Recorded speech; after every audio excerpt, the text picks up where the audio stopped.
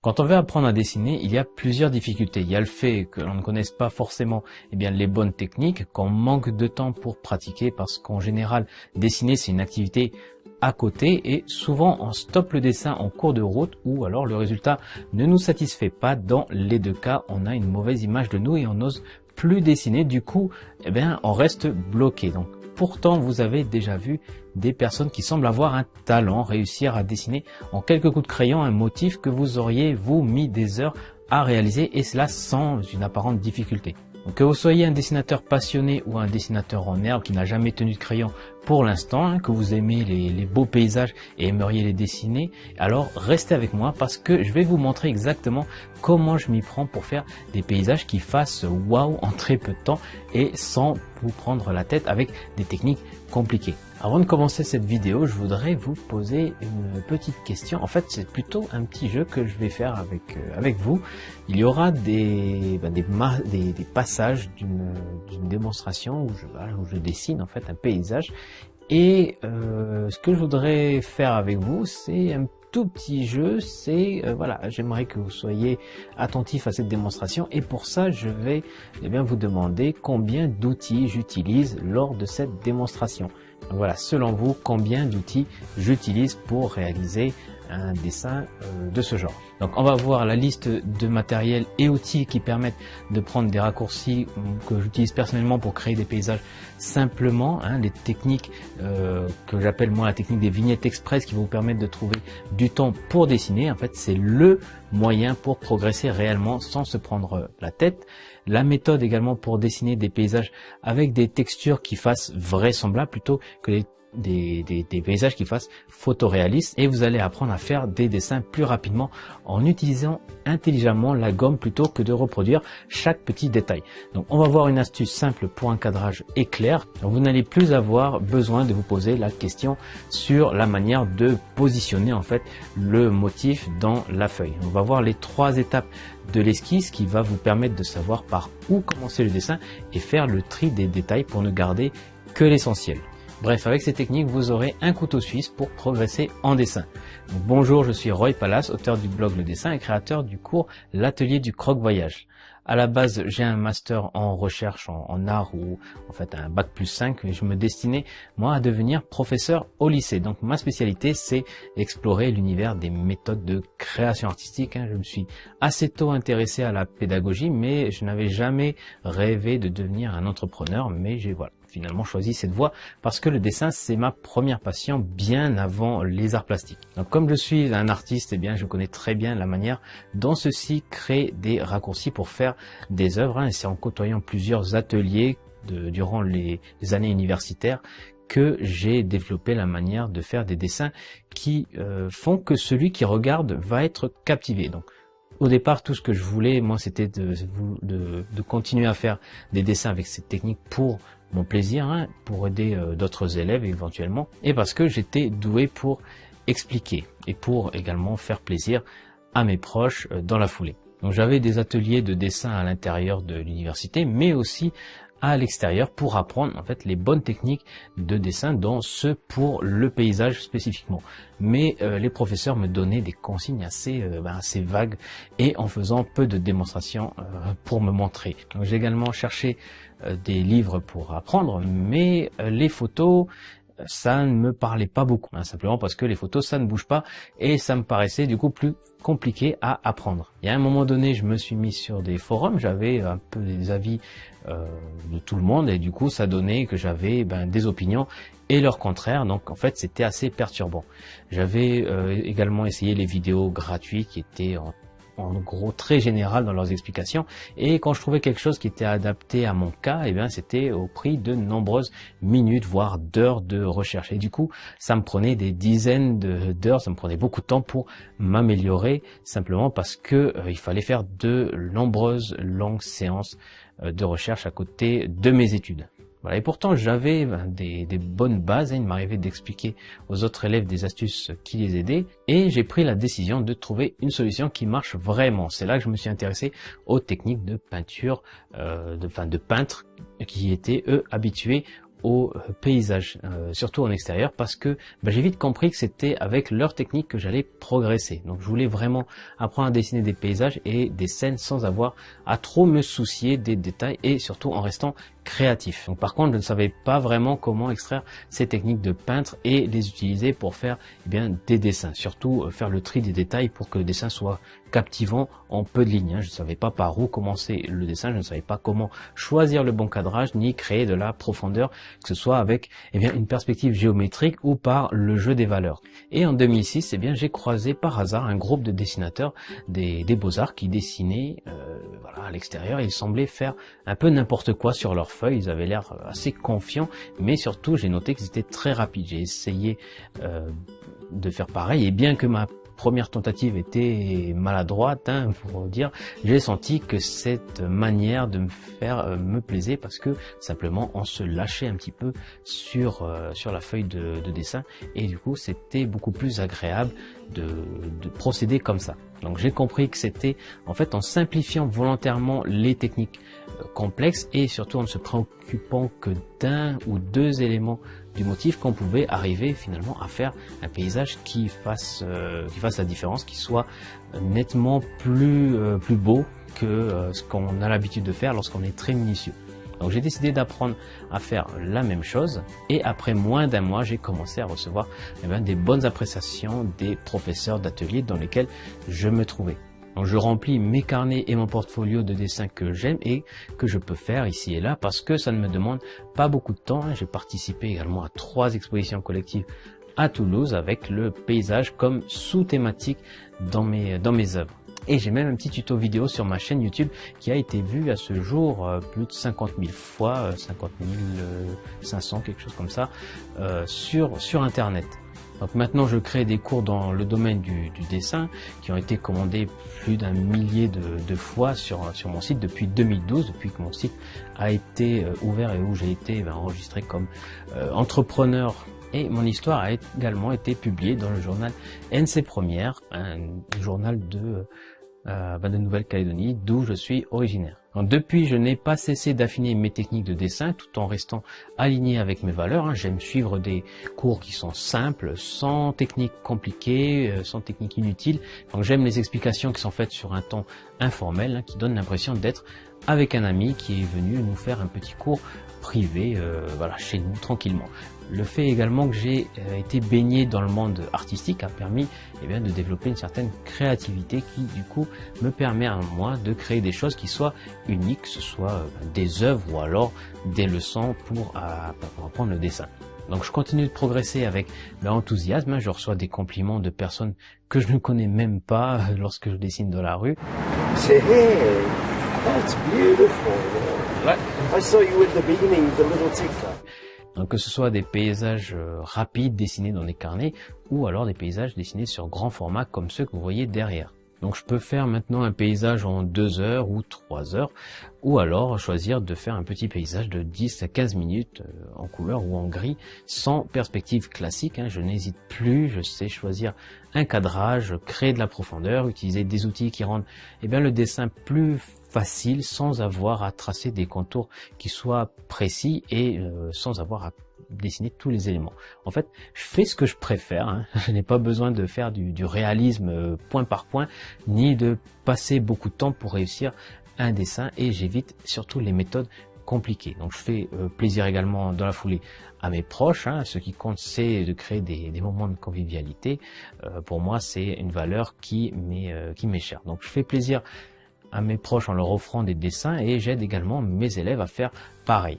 Et cette vidéo, c'est pour vous dire que vous pouvez également y arriver aussi, parce que j'ai affiné la méthode et créé pour vous un véritable cheminement simple, étape par étape, pour faire un paysage rapidement en évitant les perspectives compliquées, les détails qui ne servent à rien, parce que ce qui fonctionne vraiment, ce n'est pas forcément ce qui est intuitif, c'est pas forcément la méthode de la perspective qui, selon ce que j'ai vu sur mon site et selon les commentaires que j'ai reçus et les réponses aux mails que j'ai reçus, beaucoup pensent que c'est la perspective qui va faire que chaque paysage va devenir d'un seul coup exceptionnel, incroyable, alors qu'il y a tellement de manières beaucoup plus simples que d'apprendre cette satanée perspective géométrique. Et ce n'est pas que ça. On peut trouver des raccourcis, des moyens de contourner cette difficulté et finalement, eh bien, réussir à faire des paysages qui captivent. Donc vraiment, ce n'est pas intuitif. On a tendance à spontanément à faire le contraire de ce qu'il faut pour réussir correctement son dessin. Et aujourd'hui, en fait, je veux partager la méthode que moi j'utilise. Parce que je suis convaincu que vous pouvez y arriver aussi. Je vais vous montrer comment faire dans cette série de vidéos. L'important, c'est de comprendre ce qui est important justement et ce qui ne l'est pas lorsqu'on choisit de faire un paysage. Donc je vais vous partager ce plan étape par étape parce que je suis convaincu que vous pouvez y arriver, je le répète, parce que c'est vraiment important. Il faut savoir faire la différence entre l'essentiel et ce qui ne l'est pas. Ça, c'est vraiment le nerf d'un paysage qui fait waouh à la fin. Donc parmi les gens qui suivent mon blog, il y en a beaucoup qui m'envoient des mails et qui, lorsque je les lis, je sens qu'ils ont un vrai engouement, une vraie passion et de la sensibilité et beaucoup d'affection pour le dessin et qui décident d'apprendre par eux-mêmes ou dans des livres, voire avec une école par correspondance, mais qui, sans s'en apercevoir, se retrouvent dans ce que j'appelle le labeur de l'apprenti artiste. Donc ils veulent par exemple faire des dessins trop grands, trop précis, bref, trop ambitieux. En fait, l'erreur, c'est de penser qu'un dessin sur une feuille A4, ce n'est pas un dessin ambitieux. Et en fait, si, c'est un dessin très ambitieux, surtout si on utilise uniquement un crayon et pas d'autres outils comme l'estompe par exemple, pour citer que lui. Les gens qui essaient de faire ça, ils s'aperçoivent que ce n'est pas si simple de remplir un format A4 et aussi qu'il manque de technique et au final ils bloquent au milieu du dessin, ils s'arrêtent dans la lancée ou alors ils ne savent pas par où commencer et du coup ils font les choses au hasard et le dessin ressemble à celui d'un enfant. Et si la personne est persistante, elle va chercher des méthodes compliquées en pensant que le problème sera résolu en les maîtrisant, comme la perspective dont j'ai déjà parlé. Et à ce moment-là, elle va faire un autre dessin et soit elle voit qu'il y aura de la perspective à faire dès le début et elle essaie de la créer, mais n'étant pas certaine d'avoir bien esquissé, elle se retient de poursuivre le dessin en sachant pas ce qui ne va pas. Soit, plus tard dans le dessin, elle va s'apercevoir que ça se complique à un moment parce que il y a de la perspective à gérer. Du coup, elle va essayer tant bien que mal de la faire, mais le paysage va avoir un aspect bancal. Et au final, on va perdre beaucoup de temps. Donc le plus triste, c'est que vous avez beau peaufiner les détails d'un paysage, y passer des heures pour faire réaliste, et au final, vous vous apercevrez que quelque chose ne va pas dans la structure et qu'elle est décalée cette structure. Du coup, il vous faut gommer ce qui vous a pris tant de temps à faire, voire même à recommencer une partie du dessin. Donc ça prend du temps, ça demande du travail et en plus, ça enlève du plaisir. Ces dessinateurs en herbe qui en arrivent là vont aussi essayer d'autres supports. Ils vont se mettre à chercher dans des livres, des forums, des vidéos et là, sur Internet pour savoir comment résoudre leurs problèmes. Est-ce que vous connaissez le gâteau au fromage espagnol ? Non. Si je vous pose la question, c'est parce que faire la cuisine, c'est un peu comme le dessin. Ça demande une bonne recette et un peu de patience. Quand vous avez suivi la recette et mélangé les ingrédients pour faire la pâte, il faut mettre tout ça au four. Et là, si vous mettez le thermostat trop fort sur une durée qui est courte, votre gâteau va s'aplatir et une fois refroidi, après l'avoir sorti du four, parce qu'à l'intérieur, ça n'aura pas eu le temps de bien cuire et donc d'être très résistant, une fois que vous allez sortir du four, votre gâteau va s'aplatir et au final, vous allez avoir quelque chose qui ressemblera plus à une crêpe qu'à un gâteau au fromage espagnol. Alors que la cuisson qui va faire tenir le gâteau une fois sorti du four, c'est un thermostat qui va être plus faible et de faire cuire le gâteau sur un délai plus long. Et à la fin, vous aurez un gâteau qui tiendra, qui sera suffisamment résistant pour le servir ensuite à vos invités et ça aura pas l'air d'une crêpe. Et vouloir faire un dessin très réaliste sur un grand format avec beaucoup de détails, c'est comme avoir un thermostat trop fort. La structure, elle risquera d'avoir des faiblesses et le dessin va s'aplatir. C'est également vrai pour les bases. Il vaut mieux faire travailler les bases régulièrement, même 5 minutes par jour sur une longue durée, plutôt que de faire voilà 1 heure par semaine très intensive pour apprendre les bases du dessin. Il vaut mieux un thermostat très faible sur une longue durée, donc 5 minutes par jour, plutôt que un thermostat très fort, 2 heures, 3 heures par semaine très intense. Voilà, ce que je viens de dire, ça paraît évident et ça l'est, mais pourtant c'est pas facile et c'est pas quelque chose que j'ai vu souvent mes élèves faire avant d'arriver chez moi. Et pourtant je trouve ça primordial. Et c'est pour ça que je vais partager avec vous ma méthode de travail. C'est pour vous éviter que voilà ce genre de problème, que je vais partager avec vous la manière de faire des dessins de paysages réalistes rapidement, qui mettent en valeur l'essentiel en faisant le tri des détails sans technique compliquée. Donc pour réaliser des dessins qui vous plaisent, au final, grâce à la suggestion et à la simplification des éléments, sans avoir à connaître toutes les règles de dessin, notamment celle de la perspective, grâce aux techniques pour des dessins qui vont à l'essentiel en peu de temps. Donc ces techniques vont vous permettre de réussir des paysages qui font vraisemblables plutôt que des dessins qui fassent photoréalistes et surtout qui attirent les compliments, parce que c'est toujours agréable. Donc on va faire les choses dans le bon ordre. Je vais vous apprendre à faire un gâteau au fromage espagnol qui tienne debout. On va partir de zéro, même si, voilà, si vous êtes un complet débutant, on va partir de zéro et on va utiliser peu de matériel et on va y passer un minimum de temps sans se prendre la tête avec les techniques complexes. L'important, c'est de faire un tout petit pas régulièrement, aussi régulièrement que possible, dans la direction que l'on veut.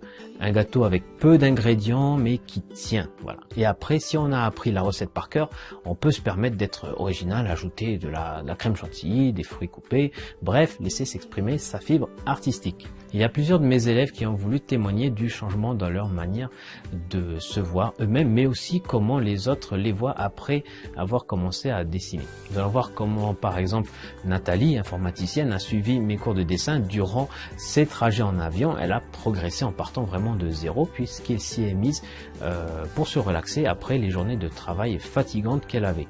Maintenant, elle profite de ses nouveaux talents pour faire des surprises à sa famille durant les fêtes. Ou alors, il y a également Jean-Marc qui ne croyait pas pouvoir dessiner des portraits. Il y a aussi l'exemple de Gisèle qui dessinait au crayon et à la règle lorsqu'elle avait commencé. Et elle pouvait transformer vraiment une feuille blanche en papier millimétré avant de se mettre à dessiner, tellement elle était minutieuse dans la structure.